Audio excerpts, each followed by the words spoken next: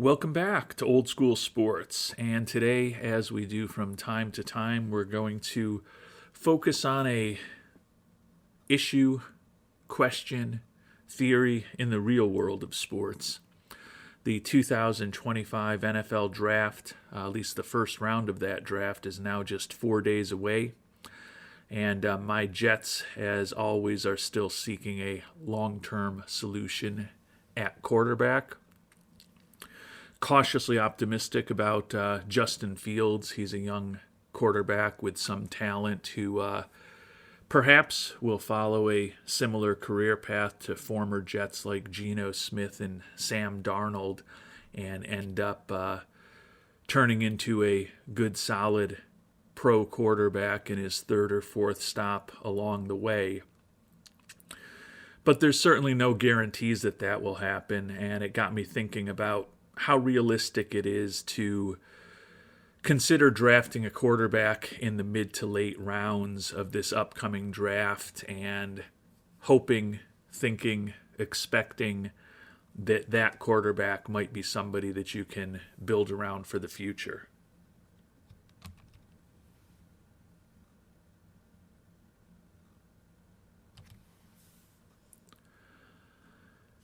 And last week I was out at a dinner and it got me thinking about the NFL draft, and we got talking at the dinner about the upcoming NFL draft, and someone asked me what I wanted the Jets to do.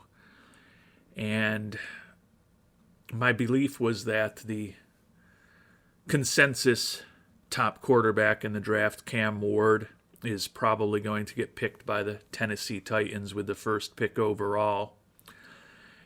And although I've got some cautious optimism and want to see what Justin Fields can do given a shot, I don't necessarily like using the seventh pick if I were the general manager of the Jets on the likes of Shedeur Sanders, Jackson Dart, Jaden Milroe, Tyler Schuff, some of the guys who are expected to be perhaps the second, third, fourth quarterbacks off the board after Cam Ward likely goes number one overall. So as we kind of talked, my theory and the theory of some of the people that I was talking to was you can always take a flyer on someone who falls out of that group, or a Will Howard, Kyle McCord, Riley Leonard, Dylan Gabriel, Quinn Ewers type in the mid to late rounds. General consensus of the group that I was speaking with and talking to was that it made sense. There's been lots of examples of mid to late round QBs over the last couple decades that have been pretty successful. Certainly Tom Brady is a sixth round pick, 199th pick overall in the 2000 draft, is the greatest QB ever. And it pains me to say that as a Jets fan. Russell Wilson in the third round, Dak Prescott and Kirk Cousins as fourth rounders, Brock Purdy as Mr. Irrelevant a few years ago. And even not even thinking about the draft anymore, Tony Romo was an undrafted free agent who ended up having a pretty successful NFL career. And there's other examples out there, presumably. So the thought was that it's probably not incredibly unrealistic to, if you can't get a guy in the first or second round, take a flyer on a quarterback. Kyle McCord was the guy that I mentioned. Would love to maybe pick him up in the third or fourth round if he's still on the board, and see if you can generate a long-term solution for yourself at quarterback by that method.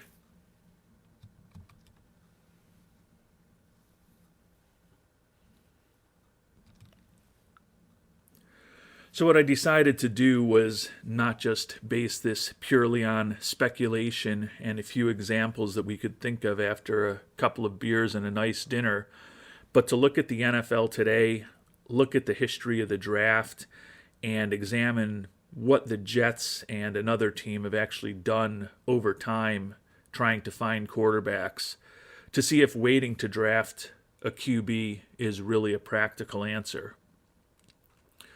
So the first step that I mentioned was taking a look at today's National Football League. And when you look at the most likely starters for most of the teams in the NFL this upcoming year, certainly doesn't make you feel warm and fuzzy that a mid-round quarterback is ultimately going to become your starter.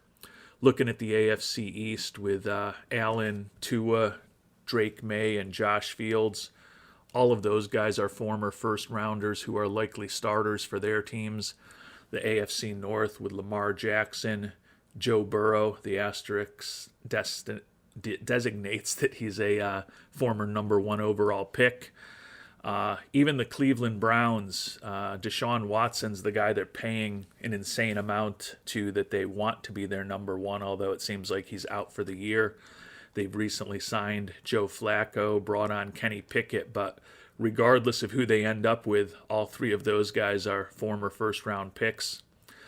Even the Pittsburgh Steelers, right now, third-rounder Mason Rudolph is listed as their starter, but they continue to flirt with Aaron Rodgers based on what Aaron Rodgers had to say on the Pat McAfee show this past week. If I were the Steelers, I would be strongly considering going after a rookie, perhaps in the first or second round of this draft, perhaps as early as their 21st overall pick, or maybe they even try to sign up. Not really getting a warm and fuzzy feeling that Rodgers really wants to play and really wants to play for Pittsburgh. So right now, Mason Rudolph, the third rounder, would be their quarterback, but it's not inconceivable that they ultimately end up with a first or second rounder, whether it's Rodgers or a player they draft as their starting quarterback for this year. The AFC South, C.J. Stroud, Trevor Lawrence, another former number one overall pick, are there. The Indianapolis Colts arguably have the worst quarterback room in football right now, although teams like the Saints, possibly Pittsburgh, possibly the Giants may say, hold my beer. But even the Colts, whether they end up with Richardson or Jones, are going to have a former first-rounder as their starting QB most likely. And then Tennessee, probably, if they do end up, as most expect, selecting Cam Ward first overall, will end up with a first-rounder as their starter this year. Worst-case scenario, Will Levis, a second-rounder. AFC West, similar story. Bo Nix, Patrick Mahomes, Justin Herbert, all former first-rounders. Geno Smith for the Raiders as a second-rounder. So when you look at the entire AFC, it's very possible that every starting quarterback this year is a former first or second rounder, most of whom would be first rounders, and at most it seems like one team might not fit that profile. The NFC, a little bit different. A couple of the examples that we've talked about already: Dak Prescott, a fourth rounder in Dallas, and then Russell Wilson, a third rounder in the Giants, likely starters, although with the Giants, there's certainly a scenario where former number one overall pick Jameis Winston beats out Wilson, or Wilson gets hurt and ends up being the week one starter. Philadelphia, obviously, his Jalen Hurts, second rounder, and Washington with Jaden Daniels, the brilliant rookie from a year ago, former first round pick. NFC North is all first rounders, including two number one overall picks in Caleb Williams and Jared Goff, joining Jordan Love and J.J. McCarthy, most likely for the Vikings. Over in the NFC South, Michael Penix, a first-rounder, Bryce Young and Baker Mayfield, former number one overall picks. The Saints, as I mentioned, are a team in question right now, particularly with the recent concerns about Derek Carr's health. He would be a second-rounder and fit the profile of a highly regarded player as a starting quarterback, or a highly drafted player as a starting quarterback if he ends up healthy and in that role. If not, the answer is Spencer Rattler, who was a fifth rounder a year ago. But it's also not inconceivable to me that the Saints end up picking someone in the first or second round who ends up their starter this year. And the NFC West, another division with couple of former number one overall picks in Kyler Murray and Matthew Stafford, former third overall pick in Sam Darnold, and then the exception that maybe proves the rule, Mr. Irrelevant, Brock Purdy in San Francisco.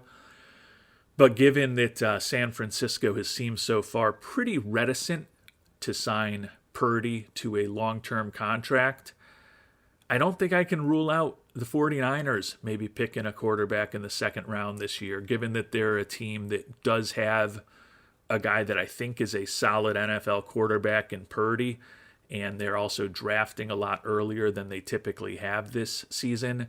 I don't envision them going for a QB in the first round, but if they're really not convinced that they want to be spending $50+ million a year on Purdy, maybe they pick someone in the second round who becomes their QB of the future and maybe the present. So a few more examples of non-first and second rounders potentially in the NFC, but as we noted, I think the only two where you're pretty confident it's going to be a non-first or second rounder is Dallas with Prescott and San Francisco with Brock Purdy. You could certainly see the Giants going with Winston or a rookie, and you could certainly see New Orleans ended up with Carr or a rookie rather than Rattler. So when we ultimately think about the NFL today, at least 75% of the league is going to be starting a first rounder at QB in 2025. And I think that number is likely going to be higher once the draft is done and teams have made their final roster decisions. And Aaron Rodgers has finally decided what he would like to do. And it seems right now that only 5 out of 32 teams would be starting a quarterback drafted in the middle or late rounds, and that number could be lower by opening day. So thinking about the NFL today, certainly doesn't seem that there is a lot of guys drafted 3rd, 4th, 5th, and later rounds who end up successful number one starters in the league.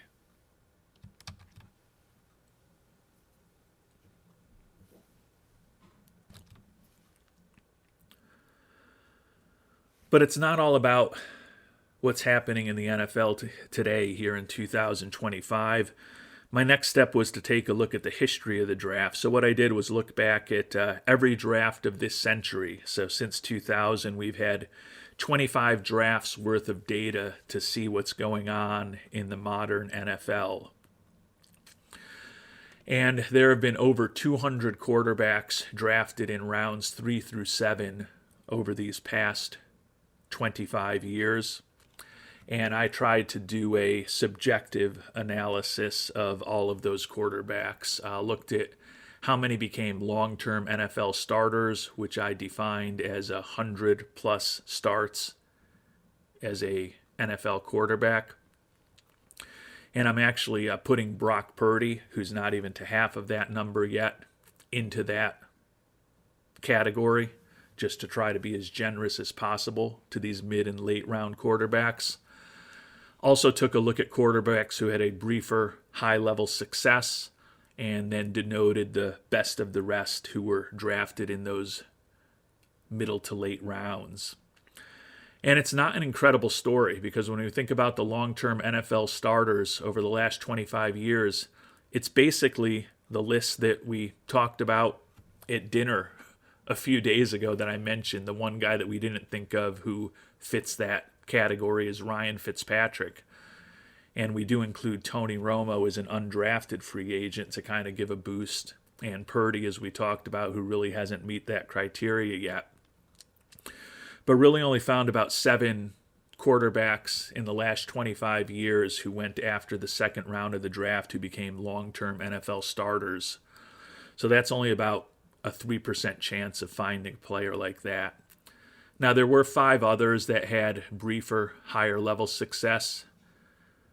Nick BDN Foles, Matt Schaub, David Garrard, Mark Bulger, Matt Castle all had success at times. In some cases, got big contracts and got the opportunity to be starters.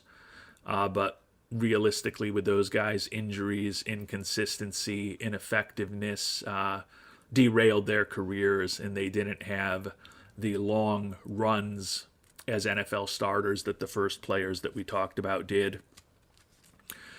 And then when you get into the best of the rest, and again, this is out of over 200 people, there's a dozen players who had some semblance of NFL careers where they started a few games or at least hung around the league for a decade plus. But it's not an incredible group by any stretch of the imagination. We're talking about guys like Mason Rudolph, Mike Glennon, Colt McCoy, Josh McCown, Kyle Orton, Josh Johnson and A.J. Feely, Gardner Minshew, Tyrod Taylor, Derek Anderson, Trevor Siemian, and Matt Flynn. Now, some of these guys that we're talking about, you think about Matt Flynn, you think about Mike Glennon, you think about Matt Schaub, you think about Matt Castle, definitely made some money off of, in some cases, a very small sample size and then hitting free agency and or getting a contract from the team that they were already with. But ultimately, when we think about the long-term NFL starters and even those who had a briefer period of higher-level success, it seems like you've got a 5% chance of finding a potential answer at quarterback by the time you get to the third round. And if it's really a 1 out of 20 roll of the dice, it's probably not that great an investment of a third or fourth round pick into a guy where it's not a pure lottery ticket, but a 5% success rate is not that exciting.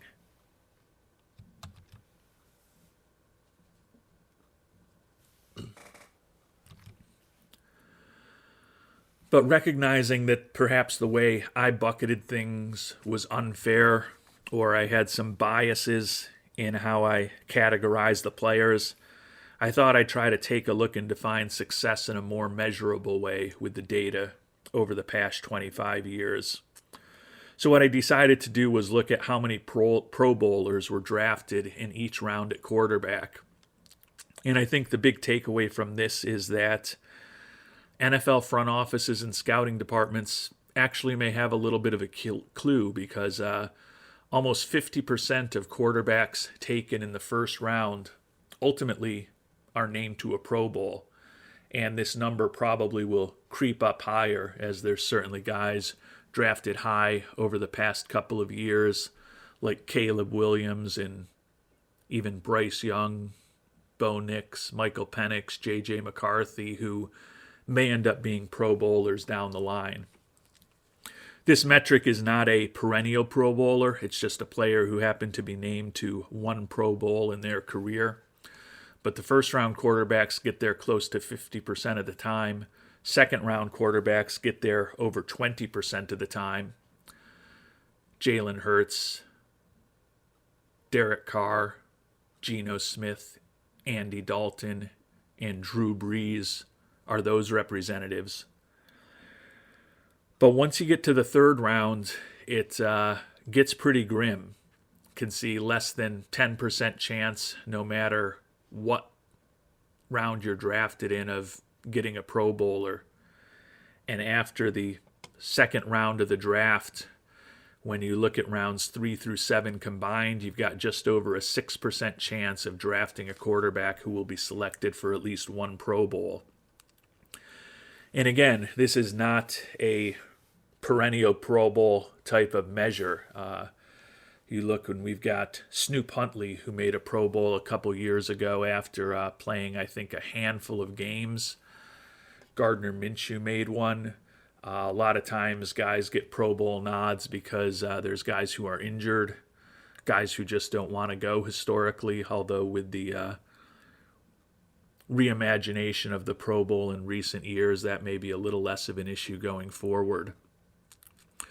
But I don't think a Pro Bowl is an incredibly high bar, and taking a look at this more objective data, the numbers still aren't that great. After the second round, about a 6% chance that you're going to draft a quarterback who's going to be selected for one Pro Bowl. And again, that does not mean that they're an all-pro. That does not mean they're a perennial great player.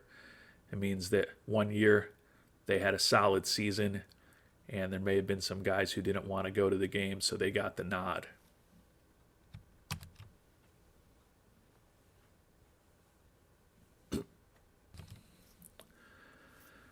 So it's starting to seem to me that the opportunity to really pick a guy who's going to become your long-term starter at quarterback in the NFL in the mid to late rounds is a bit of a fallacy. But as I noted at the outset, I did also want to take a look at some specific examples from a couple of teams with very different histories. So I compared the Green Bay Packers to my New York Jets. Green Bay is thought of as a franchise that wants to draft a QB every year. Ron Wolf kind of started that for them in the 90s. And you can see that actually from 1995 to 1999, Ron Wolf and the Packers did draft a quarterback 5 consecutive years. So although it's kind of built into the Green Bay Packers DNA, when you actually look at the last 35 years or so, they've drafted fewer quarterbacks than the Jets. So it's not really something that they do that regularly. But the Green Bay Packers with Brett Favre, Aaron Rodgers, and now Jordan Love have had great quarterback play for the last 3 decades. So they are definitely one of the most well-managed teams in the NFL. And they've also had a lot of success at quarterback. Now, Brett Favre was not actually drafted by the Green Bay Packers. If you think back, and I know some of you probably weren't alive when this was happening, but Brett Favre was actually drafted in 1991 by the Atlanta Falcons. Ron Wolf, who was the eventual Green Bay general manager, was actually with the Jets at the time. And the Jets supposedly really wanted Favre. He went in the second round with the 33rd overall pick to the Atlanta Falcons. And with the next pick, the Jets went with Browning Nagel as their second-round quarterback. Wolf, I believe, left after that year to go to Green Bay, and he ended up making a trade with Atlanta to bring Favre on board. And the rest, as they say, is history for both the Packers and the Jets. The Packers, as we noted, 3 decades of great QB play, Super Bowl title for Favre, Super Bowl title for Rodgers. We'll see what happens with Jordan Love. The Jets, in contrast to Green Bay, are a team that's always looking for a QB.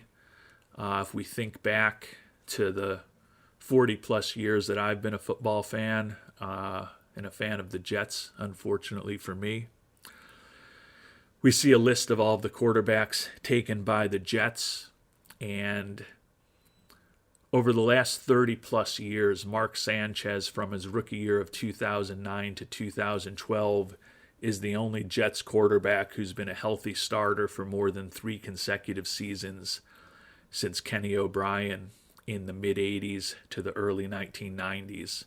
So the Jets always looking for a QB. The Packers never really needing a QB, but being very proactive about it. And when we take a look at what these two teams have done in the draft over the past decades, the only successful mid to late round QBs we find for either franchise were way back in the 1990s, likely a different era for the draft, different era as far as information and knowing as much about college players. But the Jets took Jeff Blake in the 6th round in 92, Packers Mark Brunell in the 5th in 93, and then in 98 and 99, the last 2 years of those 5 straight years of the Packers taking a quarterback, despite already having Brett Favre in place. Packers picked up Matt Hasselbeck and Aaron Brooks, who both went on to have good, solid NFL careers. But when we think about this 21st century, when we think about since the year 2000, the Packers and the Jets, a team that is at the ultimate level of respect in the NFL as far as its quarterback play, and a team that is constantly chasing quarterbacks and not viewed all that positively, are a combined 0 for 15 with QBs drafted after the second round. The best guys and the guys who got the most playing time drafted after the second round by the Packers and the Jets over the last 25 years, none of them has more than 10 starts. And the list, Brooks Bollinger, Brett Hundley, Matt Flynn, Bryce Petty, not particularly impressive. And when we think about some of the other guys who were drafted after the second round, they really didn't even have professional NFL careers that lasted, in some cases, more than a few months in training camp. Guys like Eric Ainge, Taj Boyd, Christian Hackenberg, Ingle Martin, B.J. Coleman. So whether it's a well-run franchise that's not desperate for a QB, or a poorly run franchise that's always chasing a QB, anecdotally, we see that there hasn't been any success for either of those teams over the past 25 years when picking a quarterback after the second round.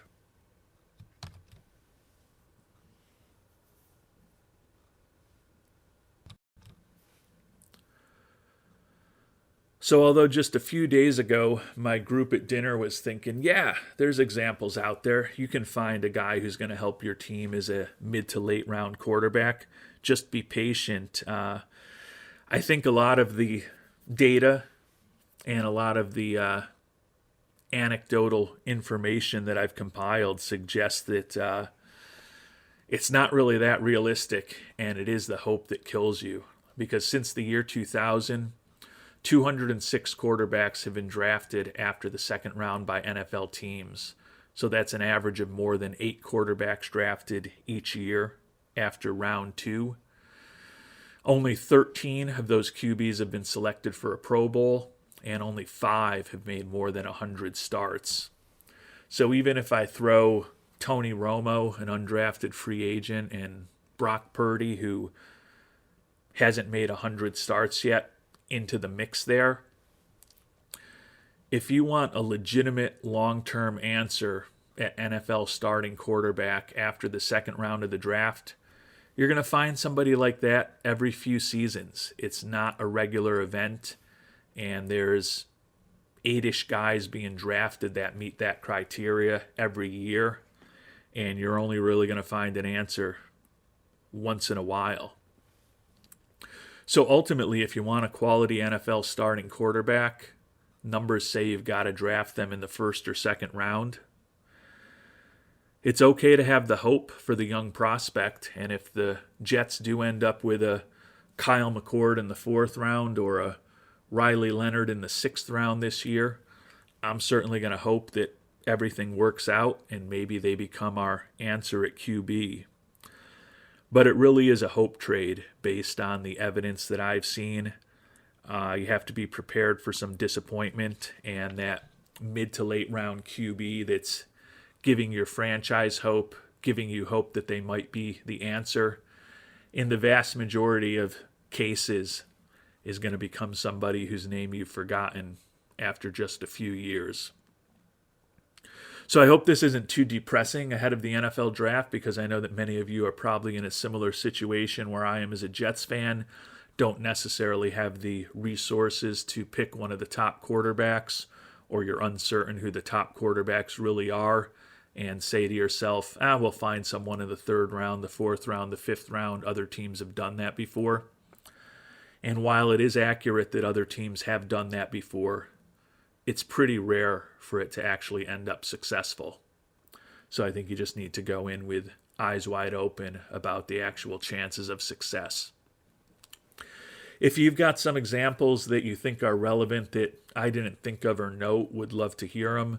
If you've got some thoughts on what your team might be doing in the draft this year, or what you'd like them to do in the draft this year, particularly at the position of quarterback, love to hear that in the comment section down below. And until our next episode, thanks so much for watching, and hope you have a great day.